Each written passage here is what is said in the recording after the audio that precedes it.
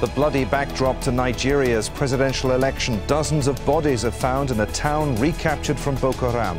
With security at the center of the election campaign, who will voters trust to end the violence? This is Inside Story.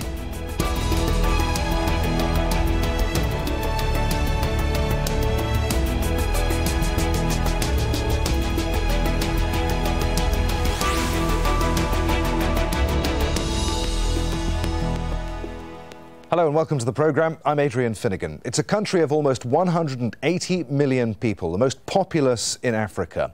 Nigeria is also among the continent's biggest economies and oil producers, but more than half of its people live in poverty. And critics say that any meaningful progress has been undermined by mismanagement and corruption, issues very much on voters' minds as they consider who they want as their next president. But central to the election campaign is security and how to combat Boko Haram. Incumbent Goodluck Jonathan and his main rival, former military ruler Muhammadu Buhari, are both adamant that they have the determination and the means to defeat the armed group. But for now, Nigeria remains on edge in the run-up to Saturday's vote. To our discussion in just a moment, but first, Ahmed Idris reports from Maiduguri in northeastern Nigeria. Until recently, this was Boko Haram country. The fighters may have left the streets of Maiduguri, but the threat they pose hasn't. Which is why it's so extraordinary that people are turning out for last-minute election campaigns, defying the real risk of suicide bombs to better understand who to vote for. After 6 years of violence which has left tens of thousands dead, there is a thirst for change. Bulama Mustafa had a thriving business in Baga, 100 kilometers north of Maiduguri. Then Boko Haram took over and he lost everything. 3 of my sons were killed. I lost everything in my houses, my stores and my cars. If the people in charge of security cared, we wouldn't have reached the current state. The government points to recent victories by multinational forces against Boko Haram. But the mood here is skeptical. Why has it taken them too long to realize the enormity of the problem? After thousands of us were killed. Why now before the elections? And this anger is shared by many. A suicide bomber attacked this market just over a week ago.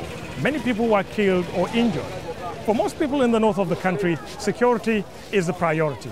If any party is going to win here, they must convince the voters that they can deliver on any promise to protect lives and property. In the last few weeks, troops from Nigeria and its neighbors have dislodged the group from many areas it occupied. But fundamental questions remain. Capturing lost territory is one aspect. The territory is now secure. What the military has succeeded in doing is winning all the battles in many places, but they have not yet won the war.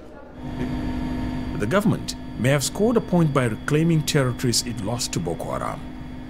But what is not certain is whether the victories are enough to win back support here come election day. Ahmed Idris, Al Jazeera, Maiduguri, northeast Nigeria.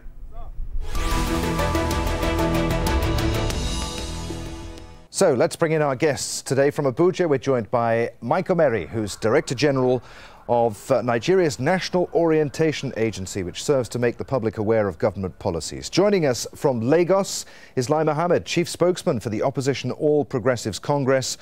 And completing our panel, from London, we're joined by James Schneider, Editorial Director for New Africa magazine. Gentlemen, welcome to you all. James, if we can start with you first. You wrote in February's edition of New African magazine that what's at stake this month in Nigeria is catastrophe or era-defining success. What did you mean by that?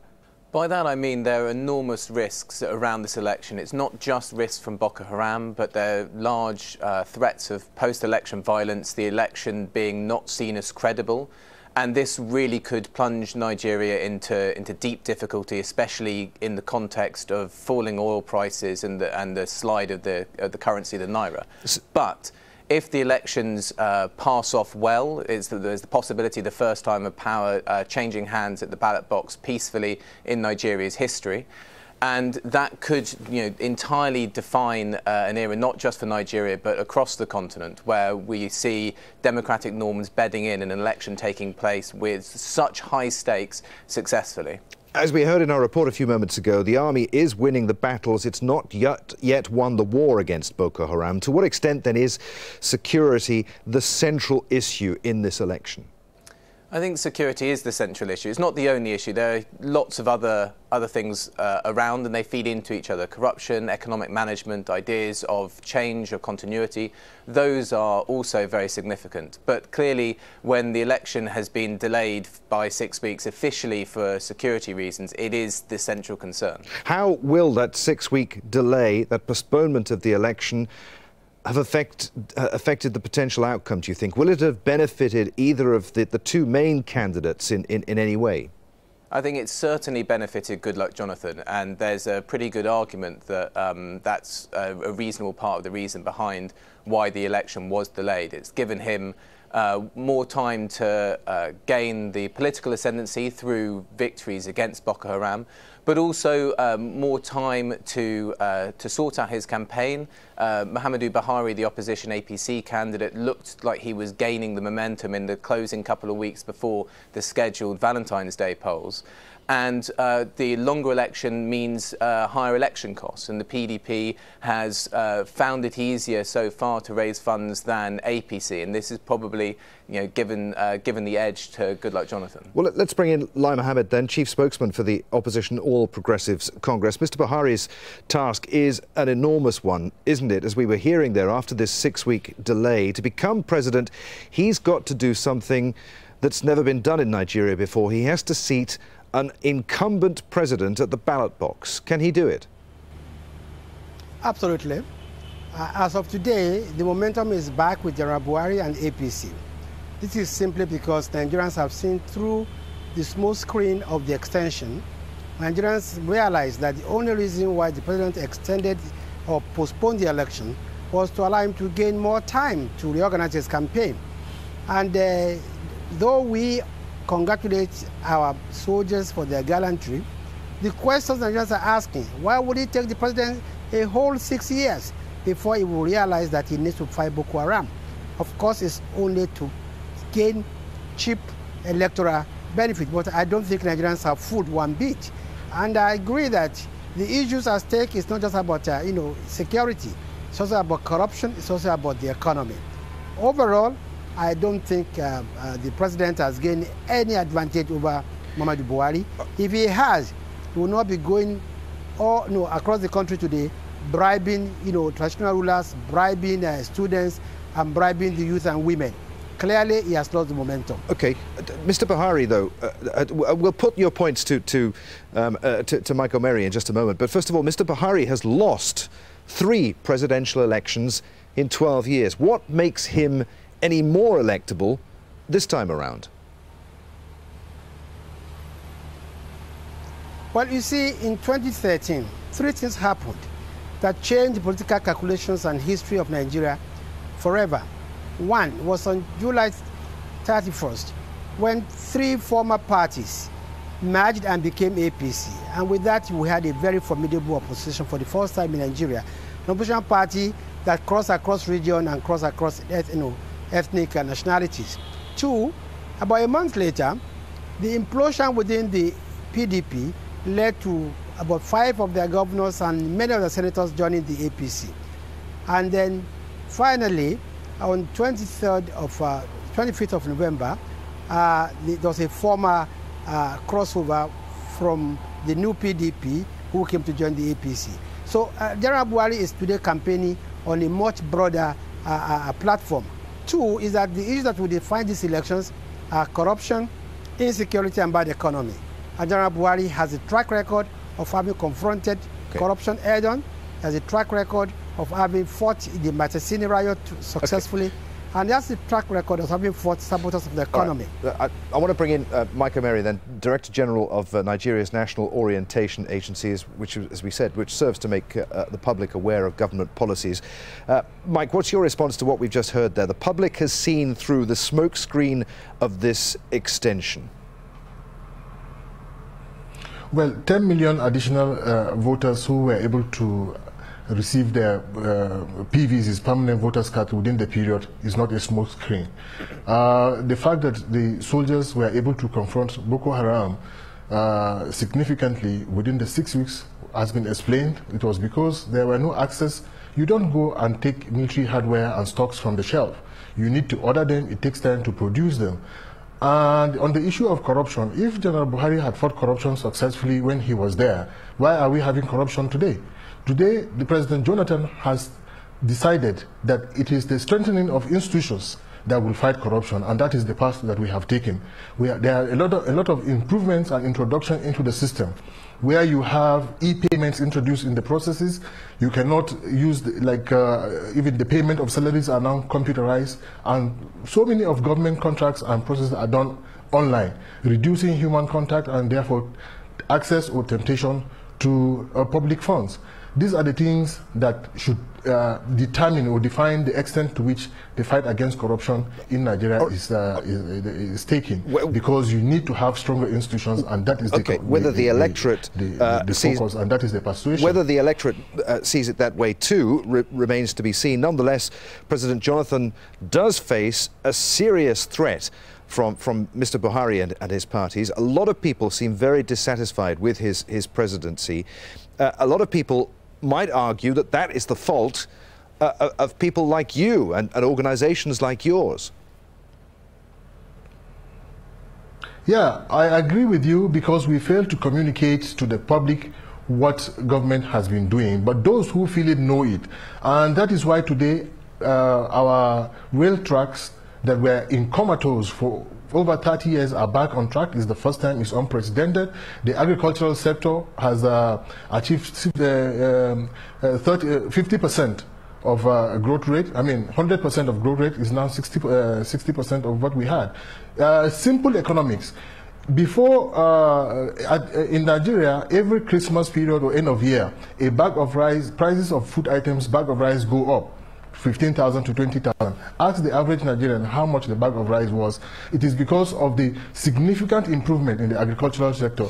Because now more people are farming, and then the e-wallet payment fertilizer distribution system has caught up effectively and erased corruption within the process, which was sustained previously. Okay. All right, I want to move the discussion on in just a moment. I'll come back to James Schneider in a moment, but first let's get a response to what you just heard there from Mike Omeri. Lai Mohammed. Well, I think Mr. Omeri is just struggling to give excuses. Now, corruption in Nigeria has never been as bad as this.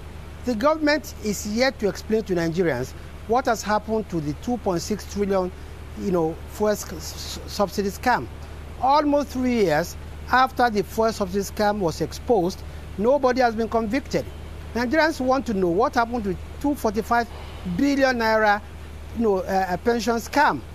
They want to know exactly what happened to $20 billion that even up to 2 days ago, the former governor of Central Bank, Sanusi, said until an account is made, the economy of the country will still be in jitters.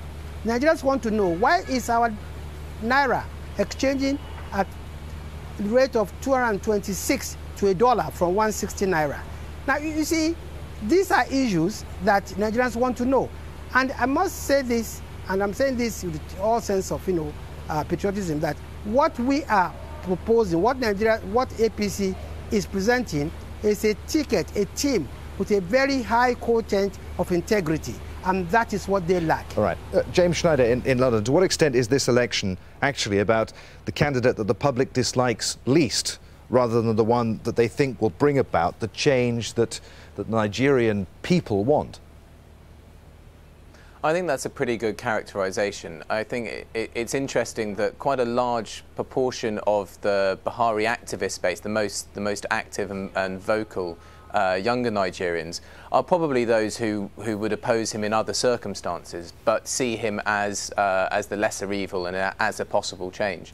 And going the other way, there are people who will be deeply dissatisfied with how Goodluck Jonathan has governed the country these past 5 years, who will see that Buhari is a backward step, that it's a return to a 1980s military ruler. And James, a week out from the election, is it possible to say how close this race is? Not beyond saying it's very close. Okay. Well, there's not sufficient polling to say who's got the edge. All right. There are 14 candidates contesting the presidential election, but as we've been saying, only Goodluck Jonathan and Muhammadu Buhari really have a realistic chance of winning it. The incumbent, Jonathan, is a Christian from the Niger Delta in the south of Nigeria. Now, he's from the ruling People's Democratic Party, which has dominated Nigerian politics since civilian rule was restored in 1999. He became acting leader when President Umaru Yar'Adua was taken ill and was sworn in as president within hours of his death in May 2010, having never been elected to public office. Now, Buhari is a Muslim from Nigeria's north who's previously given his support to Sharia, or Islamic law, in the region. He heads the All Progressives Congress, formed last year as an alliance of 4 opposition parties. The Army General ruled Nigeria for almost 2 years, taking charge in 1984 following a military coup. But he's been defeated in the last 3 presidential elections. Lai Mohammed, in Lagos, over 40% of the Nigerian population is under the age of 15, according to the Population Institute. Mr. Buhari is 72. Is he truly in touch, you think, with the Nigerian people? Absolutely. You see, different issues define different elections. Today, what will define these elections are the 3 issues of corruption, insecurity, and the bad economy. And this is where we have there's this connect between millions of unemployed Nigerians and General Muhammadu Buhari, because he's seen as a man who has zero tolerance for corruption. And Nigerians realize that the major problem we face today is that because of the massive theft and corruption under this government, they have been unable to invest in infrastructure, invest in the economy, invest in education. And this is what attracts millions of Nigerians to the ticket. And everybody also has known that General Buhari, when he was Minister of State for 18 months, he confronted the Matasine, which was similar to the Boko Haram, and he did so decisively. And finally, Nigerians look at the PDP and say, look, after 16 years, you have nothing to show Nigeria. 16 years when the oil price was almost at the highest level, you are unable to save and invest in infrastructure, and they're not ready to give them any chance again. Michael Mary, in Abuja, why has President Jonathan failed to tackle, until recently, the threat of Boko Haram? At least appeared to take, or not to take, the issue as seriously as he should. And has that apparent failure to tackle decisively Nigeria's biggest security threat damaged him, do you think? This security is terrorism. And I know countries that are still fighting terrorism have started fighting terrorism since 1945 or even more. Even the US is fighting terrorism, France and the rest. This is not something for President Jonathan alone, it's for all of us. And like I explained, before now, we had challenges with hardware, which problem did not start with President Jonathan, but proactively he sought to rebuild the military. He should be given credit for rebuilding the military within a war situation. It is very rare to find leaders do that in the world over. And this is ongoing and successfully. Today, there are strategic military successes that are being recorded, and I want to assure you that the presidency of Nigeria, the government of Nigeria, has not lost focus. In spite of all the challenges and unnecessary distractions by those who want power for change's sake. When change is already happening, change is taking place, a number of infrastructure is being provided. Lai knows, and he can point to the fact that we've had 22 airports that have been renovated. We have, within these 4 years, we have over 20,000 kilometers of roads that have been built. We have, and the people who have it, who experience this, know it. It is not people who sit in the cities and go before television stations to criticize their government, to criticize their country in the name of patriotism. Well, let's give Lai Mohammed a chance. Those who know let's give it, Lai Mohammed a chance to respond to it. that. Lai Mohammed, the government should be given credit for rebuilding not only the military but the country's infrastructure. Absolutely false.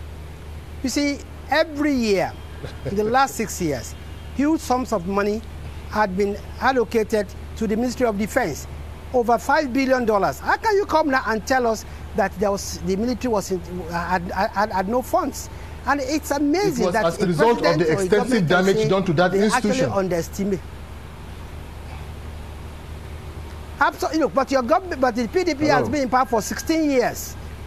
So, what? Yes, but before him there were others. It's not about. I'm not talking about PDP. I'm talking about Nigeria, about the government of Nigeria.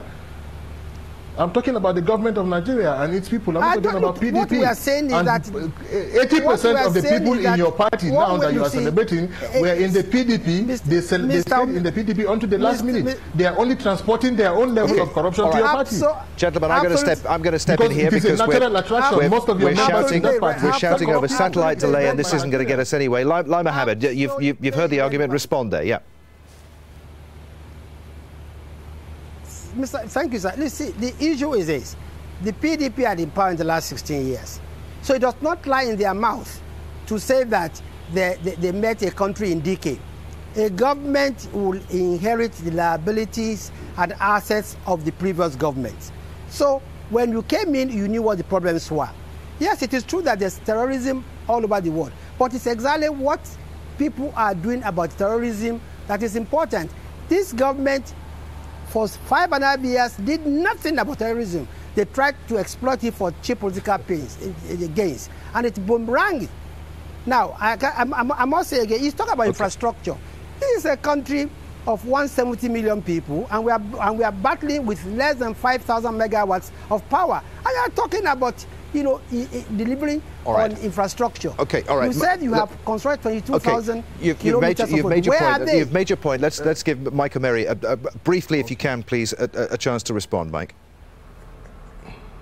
Yes, before now, we had 2,500 megawatts of power, even before the administration of Jonathan and previous administrations, and that was that had the bulk of APC members who were PDP and now APC members within it.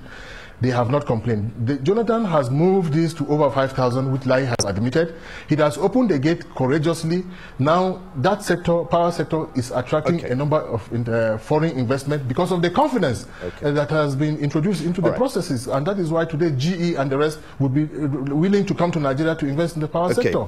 And so many others. These were things like before 16 years ago of PDP. Schneider. And something we haven't addressed here, James. To what extent will tribal and regional issues affect this national election? Will people in the country vote for the national good or for the benefit of their regional or ethnic group?